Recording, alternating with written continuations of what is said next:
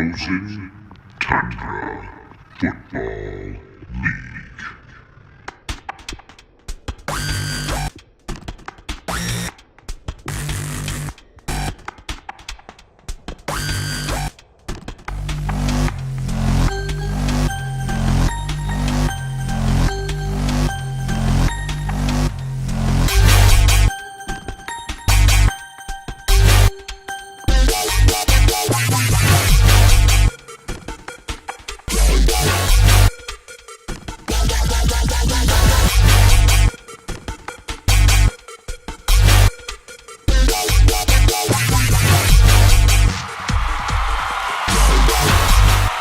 Why, hello and welcome back to all of my friends, fellow FTFLers, and anyone who was trying to search up some other Fantasy Football Weekly Update show. I welcome you to the longest running weekly episodic Fantasy Football Update show. That's right, this is the FTFL Weekly Update. I am Brett, your host, and the owner of the no longer in first place Hulkamaniacs for now.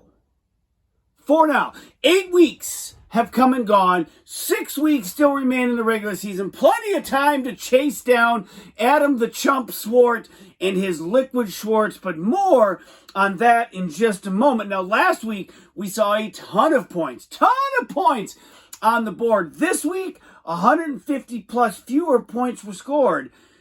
Down week, yet not lacking for intrigue. 3 games were decided by less than 4 points. Now, we'll get to those games in a moment.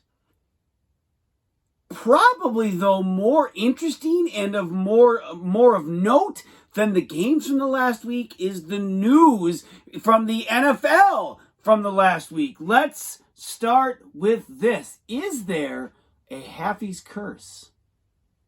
By naming Derrick Henry the stud of the halfway mark, I suppose Tom Brady was also listed. And Tom Brady is also not playing this week, of course, not injury, on a bye, and I'm sure Peter is ruining that because it's, I don't know, he lost once to me, he plays me again, I'm getting ahead of myself. Back to Derrick Henry. Foot surgery, he might be missing the remainder of the season. Huge blow to Eric's just juggernaut of a team that he had assembled. We'll see how he handles that going forward. One player gone because of injury, another gone because he needed a break from football. Calvin Ridley stepping away to take a mental health break and get things right on that end of things. By all means, giant man for coming forward with that and acknowledging that and admitting that and going off to take care of himself. That's far more important than football, for sure. Dalvin Cook, and I suppose really that's not an off-the-field thing. As I transition maybe a little bit more, this not breaking news, but the Vikings still suck. The Cook trade is starting to look more and more like a dud. Obviously, a lot of season left. Obviously, I traded for him with thinking that he's going to be a keeper for next year. But in the meantime, it's not really working out in my favor. And trades in general, the hot stove has gone stone cold. Now, this Thursday, coming up, next Thursday, a week from today, is the trade deadline. Are we going to see anyone move? Is anyone going to budge with regards to running backs? There's not a lot out there, so much so that Adam Swart is picking up Adrian Old Man Peterson to try to shore up his just cobbled together backfield. You know, we'll see how that shakes out. Now, there was one pickup from the last week that, boy, oh boy, caught my attention because it didn't last even for 24 hours. However, the man who was picked up did bring out all the spooks and scares on Halloween night. We're going to get to know who that is and was in this week's edition of Who Dis? And two more things before we get going. Number one, next week on the update, we are going to celebrate. I laid it down last week. Celtics running backs combined for 10 points in any 1 week. We were going to have cake. I didn't think it was going to happen so soon, but Boston Scott last week, 16 points by his lonesome, or maybe it was 14. I'll get to that in the notes. We are going to eat cake on the update. Now, I know some of you are thinking, well, hold on there, Brett. Just wait. You were talking about the news off the field being more entertaining and more of note than the actual action on the field, yet you seem to have left off a rather large piece of news. I didn't. I haven't. Not going to lie. I spent a lot of yesterday and today thinking about this. And I'm kind of at a loss for words. And I guess if I had to sum up the whole Aaron Rodgers situation in one word, it would be the following: disappointing. Disappointing on multiple levels. This goes beyond this silly little game we're playing, this managing of a fake football team. This is a far bigger issue than that. And so it's disappointing. Gonna miss him this week, obviously. Hope he's fine. His health is far more important than the health of my fantasy football team. That is for sure. We'll move on and we'll continue playing. But yeah, disappointing. All right, well, speaking of disappointing, Adam Swartz's game is up next. But he won. He won, and I was disappointed with that. Liquid Schwartz coming in at 4-3, taking on the Pack Attack, the fabled matchup of the best two teams in the league. And Eric goes down in this game. In other ways, I'm not entirely sure. 73 points for him, 95 points if you're Adam Swartz. Adam Swartz, Josh Allen again leads the way with 24 points.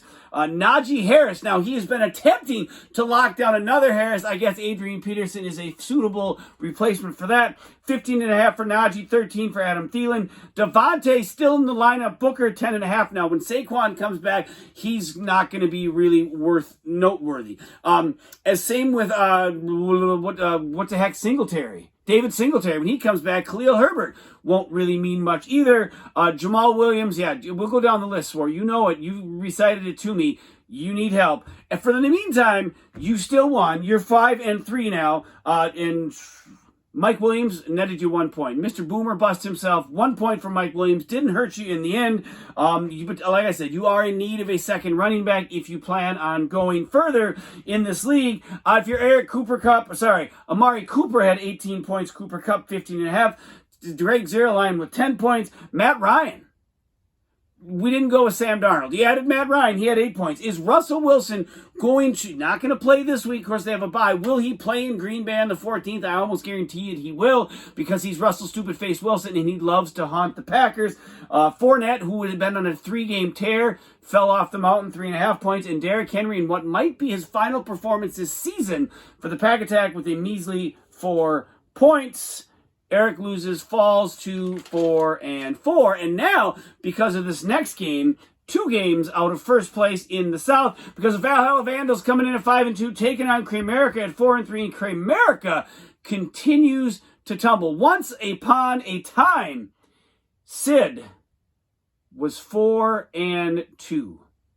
He is now going to be, he's 4-1.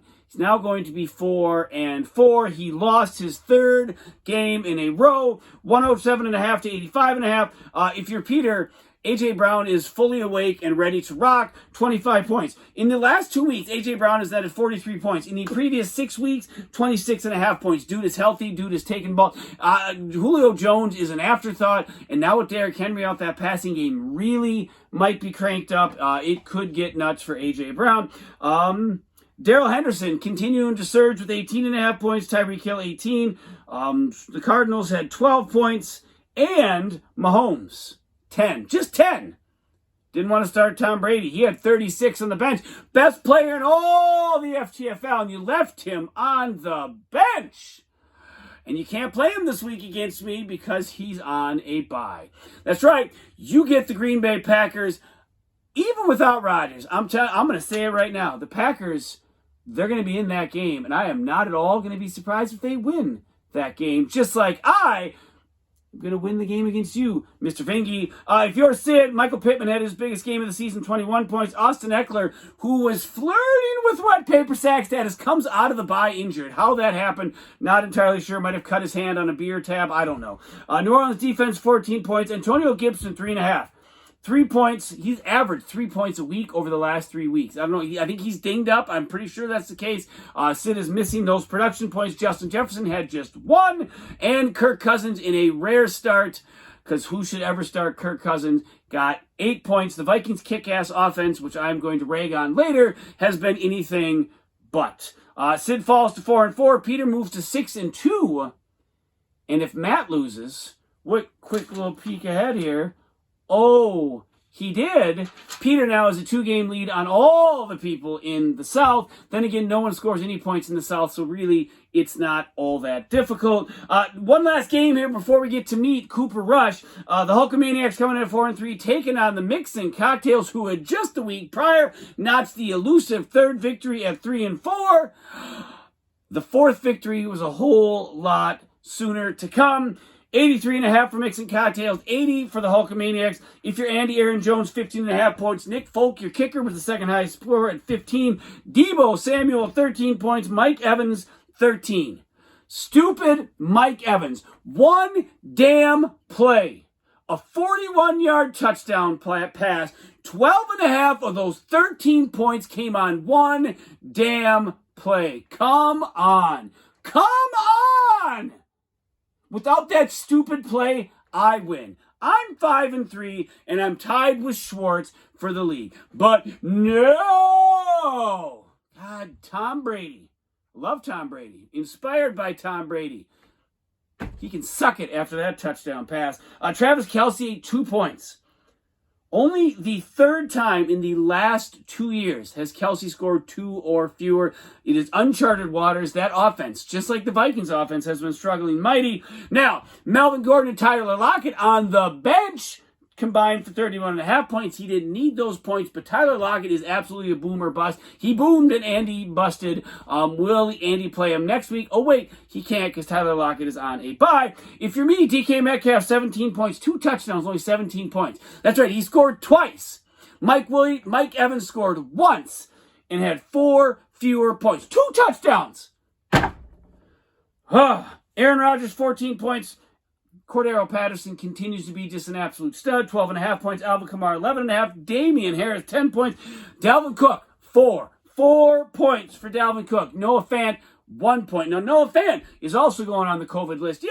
Everyone's on the COVID list. Dalvin Cook, a couple more details on him later because, yeah, definitely a dud-worthy performance. And not the start I had envisioned when I traded away Matt Stafford, Justin Jefferson, and my first-round pick. I've not forgotten that I traded away a first-round pick, and I'm still okay with that.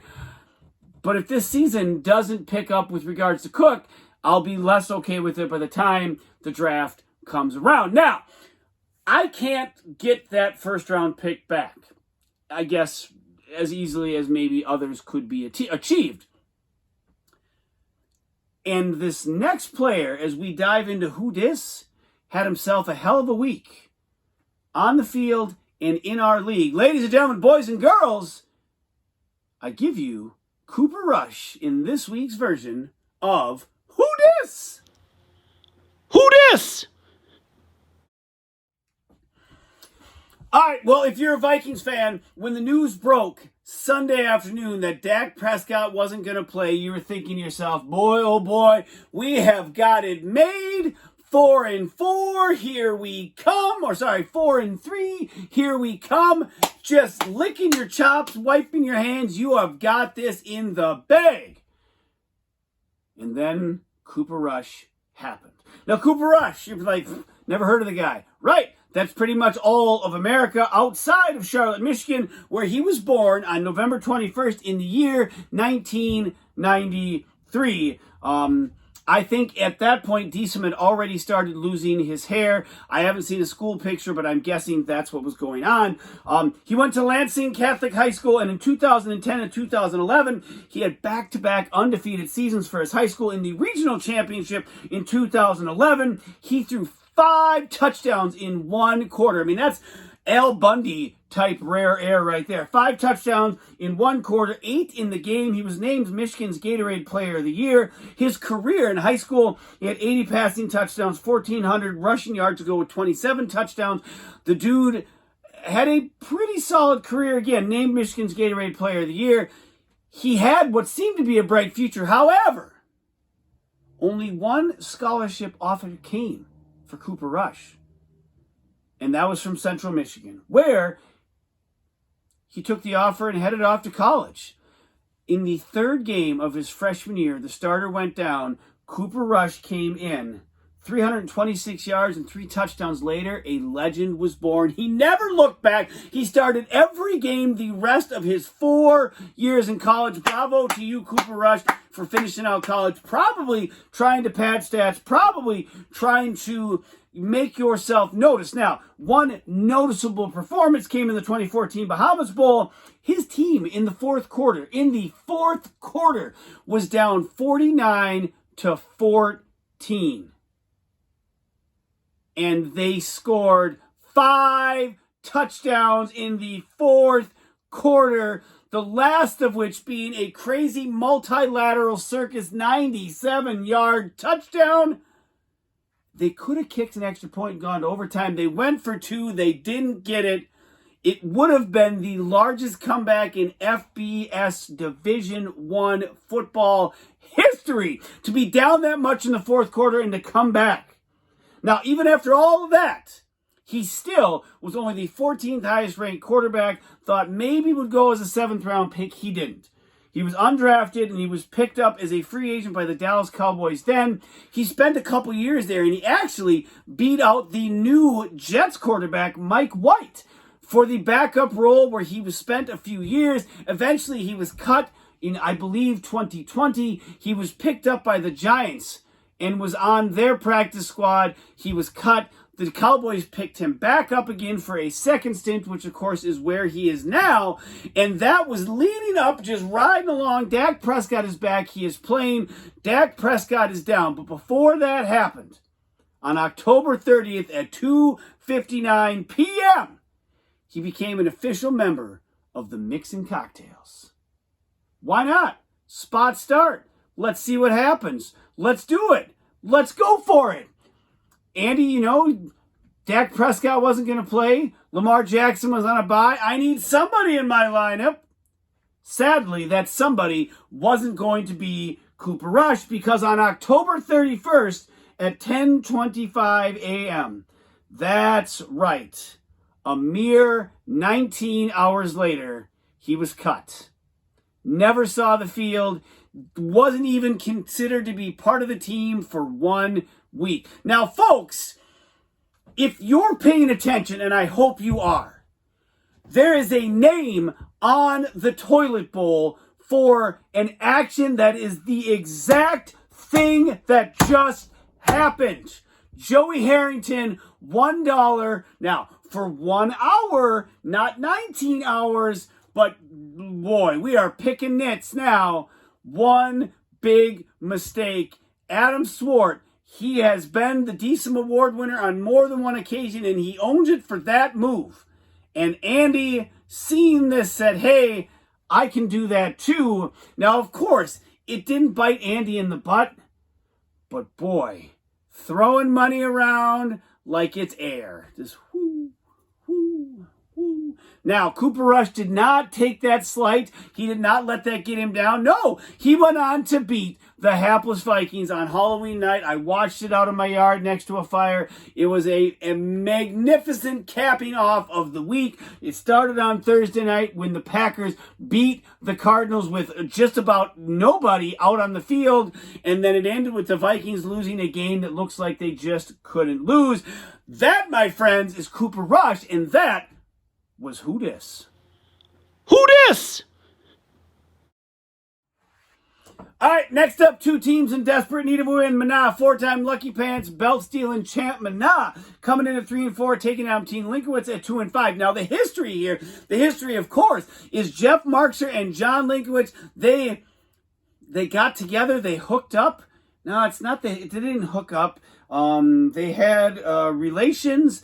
That's not it either. They participated in the act of swapping. They made a trade. That's what it was. They made a trade. And of course, the trade was Jameis Winston, Jonathan Taylor, and Will Fuller leaving John's team, and Jeff then taking them and sending off Justin Herbert, James Conner, and DeAndre Hopkins. And we have documented this. Those three players versus those three players, John has won this trade 3 weeks in a row. Now, Jonathan Taylor, great player. Great upside. The other two guys, Winston is off of Jeff's team and now out for the season. Will Fuller, I don't know, might come back at some point, maybe not. I haven't even looked if he's on Jeff's team. John, on the other hand, continues to play these three players, and he did this week against Jeff, and almost. Of course, almost doesn't really count unless it's horseshoes or hand grenades. Someone once tried to explain to me it counted in the back seat too, but I don't know how almost is something I'm looking for in that scenario.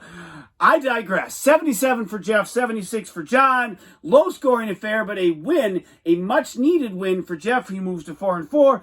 Jeff, Jonathan Taylor and Robert Woods both had 15.5. Elijah Mitchell, who is becoming a pretty solid running back on a team that doesn't have much for offense, 14 points. Nick Chubb barely got up to play this week. Not the kind of performance you're looking for out of your Chubb. 4.5 points, although better than Emmanuel Sanders' 0 that he notched for the week. Jalen Hurts, who had been averaging 20 plus, only got 6. All those things went wrong for Jeff, yet it still went right because he got the victory. If you're John, Joe Mixon blew it up this week, 20 points. Justin Herbert, 16. James Conner, 12. Tannehill, 26. On the bench. That would have sealed the deal right there. Kyle Pitts, just 1 measly point. But if you are keeping track at home, Herbert, Conner, and Hopkins, 33 points. Winston, Taylor, and Fuller, 15.5 points. Yep. 4-0 for John. Although John loses, falls to 2-6. I know, Jeff. I know your chart. You've got it. We're going to talk a little bit about this. I have mentioned it. But yeah, we're keeping a close eye on that one. And last game of the week that we need to talk about, the Architect coming in at 4-3, taking on the Monkeys at 2-5, who just cannot turn this thing around. But wait. Last week I said, hey, score 10 points, we'll have cake. And we are going to have cake on the big celebration next week. And we're also celebrating a 1.5 point victory for the Monkeys. 74.5 for Adam, 73 for Matt. Matt falls to 4-4. Salty rises to 3-5. Now, Salty is still 3 back from Peter, but only 1 back from the Peloton, if you will. If you are Salty, Brandon Cooks had himself a great week at 17 points. Boston Scott, whatever his name is, 16 points. Stephon Diggs finally found the end zone, 10.5. New England, 13 points. Samaje Perine, 1 point. Doesn't matter. But Boston Scott and Perine, 17 points total. Now, almost half of what he had scored up until this point. He had 35.5 combined points from his running back starts coming into this week. 17 is almost half of that. With the new total of 52.5, he slides from 36 running backs, matching his running back total, all the way up to only 24. Progress is being made. If you're Matt Stafford continues to carry your squad, the Matt attack, if you will, 24 points. Tyler Bass notched 11, and I got D with a bunch of scribbles, had 18. I can't entirely see, when I write these notes, folks, I'm not going to lie to you. Sometimes it's quick, sometimes it's slow. Denver had 18 points. But the defense, so your kicker and your defense are your number 2 and your number 3. Typically, that's not a great way of making things happen. And 6 of your players had 4 points or less. Robinson was averaging about 12 points ago, 2.5 points, and of course he got hurt. James Robinson, hot sub, has been shut down temporarily. That's going to sting. Again, running backs, you're going to be, it's easier to find yourself on a beach in sipping margaritas than it is a viable running back in the league currently. It just isn't something that is There. All right, well, there you have it. Those are the games for the week. Let's get the stud, the dub, the decent. We'll talk week 9, and then we're going to send this thing home. Stud of the week, A.J. Brown, 25 points. That dude came out of last season as a stud. Going into this year, of course, the thought would be the same. Really a slow start. He has found his stride, and if you're Peter, not a moment too soon. You need all the help you can when it comes to depth. Sure, 6 points. But this week, you're playing the guy that already beat you once. You have 2 losses. After this week, it's going to be 3, 2 of which are going to be to the same guy, even without Aaron Rodgers. Dud of the week, Kyle Pitts, just 1 point, and Dalvin Cook. In 2020, Dalvin Cook averaged 18 points. In 2019, he averaged 14.6 points. This year, he is averaging just over 9 points a game. When I traded a first-round pick for you, Dalvin Cook, I wasn't looking for 9 points a game. I was looking for double digits. Now, we still have time. The Vikings could decide, hey, Kirk Cousins sucks at throwing the football, which we've known all along, and maybe it's just time to run the football until Dalvin, the bottom of the bag rips wide open, which could be 3 plays into next week. I don't know, but I'm at least willing to say, let's see what happens. Let's go ahead and give it a try. Let's give him the ball, and let's let him run with it. I mean, for the Vikings... For all the Vikings fans, for me, who is definitely never ever will be a Vikings fan. This week's Diesem nomination, it's got to be the Cooper Rush fiasco. Again, folks, if we're going to use the seat as a guidepost, if you will, to what we should be doing, I think at least at the end of the season, that's one of the top 10 nominations. When you pick up a player and let him go in less than a day and don't even play him, well, that's really something else. And I will say, in the conversation for the Diesem for this year, depending on where this goes, Jeff, are you happy? Here it comes. Get real close to your TV, Jeff. Open up those ears. Crank up the volume. The Dalvin Cook trade. I mean, let's be honest.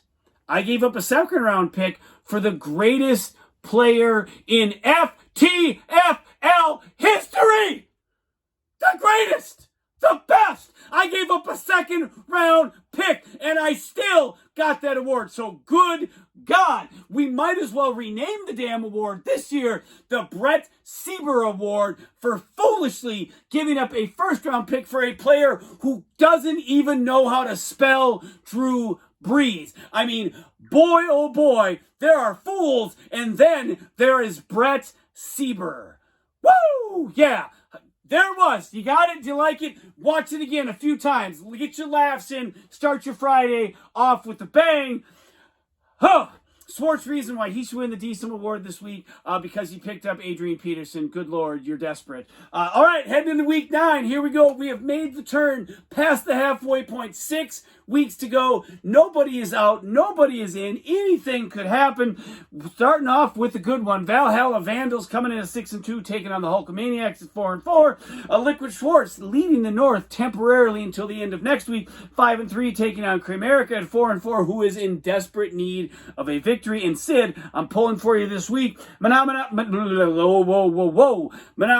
4-time Lucky Pants belt stealing champ Mana coming in at 4-4, taking on the Monkeys at 3-5. Now they are playing each other for a 3rd time this year. The schedule is all over the place. It is split 1-1. This is the rubber game.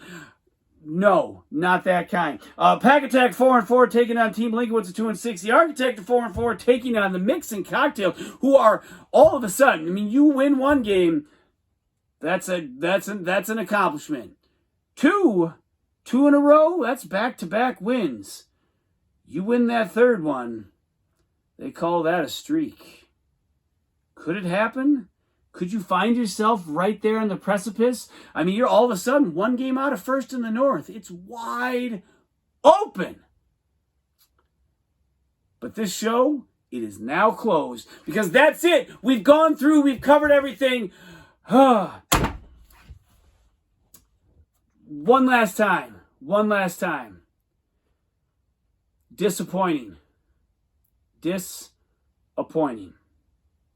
All right, folks, have a great weekend. Enjoy the games, and we'll catch you next week. And get ready, because we're going to eat cake. See you later. Peace.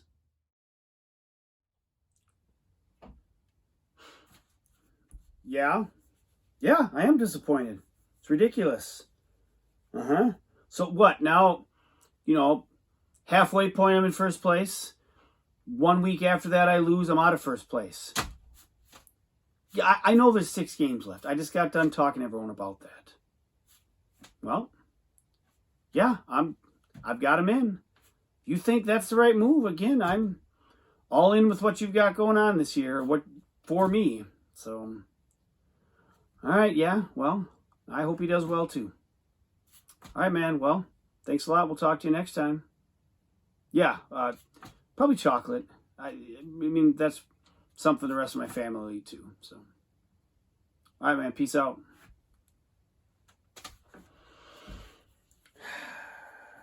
All aboard the love train.